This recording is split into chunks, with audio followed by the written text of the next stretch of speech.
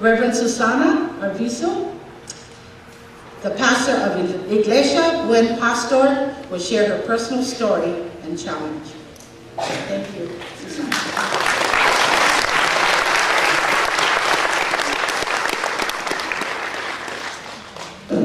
Aloha.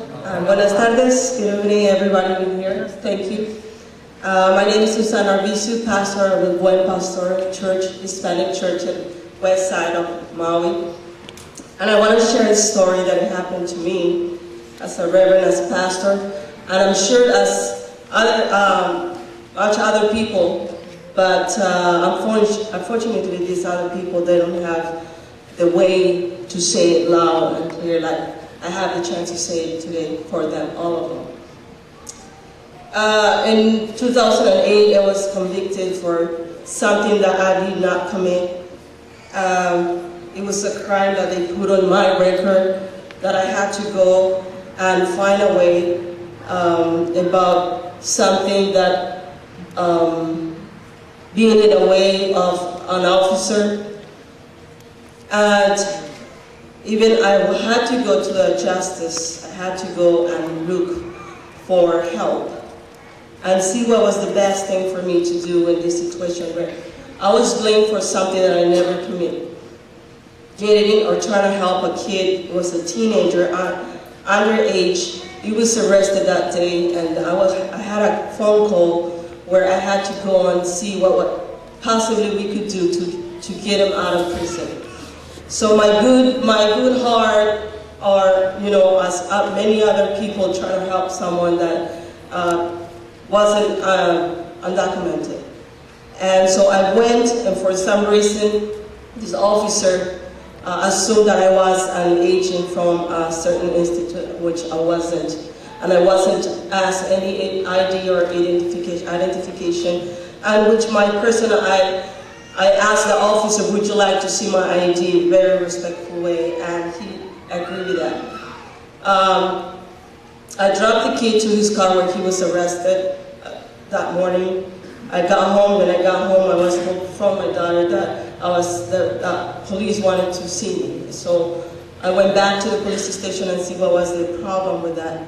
So when I got there, I found that I was arrested, and I was impersonating someone, a social worker, and I didn't have no idea what was going on until that moment. And it was something that it wasn't my fault, it was the officer's fault.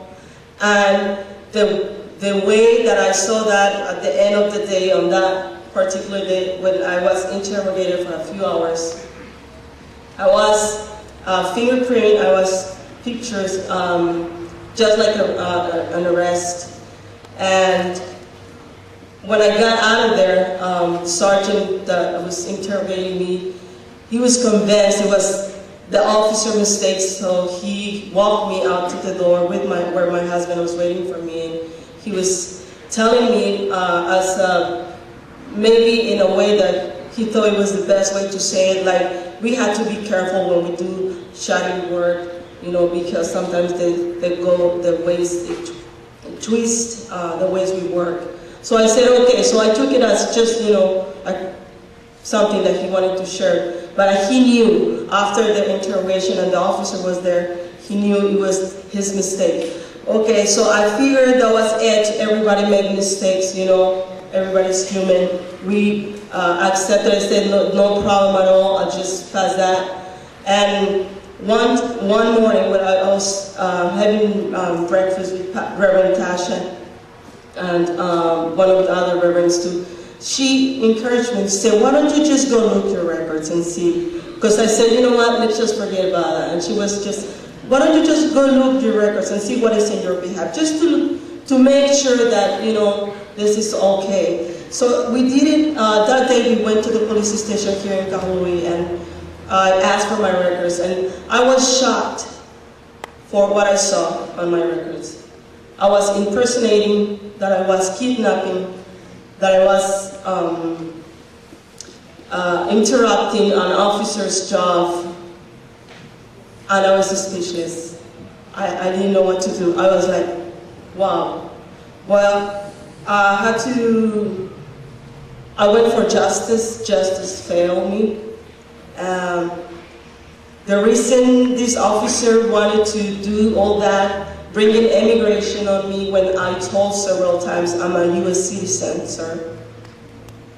So I think this is the best opportunity for me to express it and say it, because you probably heard that same story in probably one of your friends or your families, or in the Hispanic community is very often that you could hear those things, threatening words, where I was actually told that's what I hate Mexicans, that's why I don't trust Mexicans, when he was looking at me like I was making the mistake.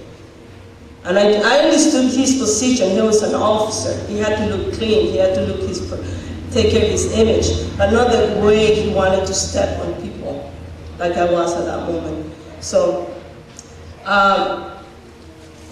as a servant of the Lord, and the heart that God wants us to have as forgiveness, I forgave that officer, and I said it's okay.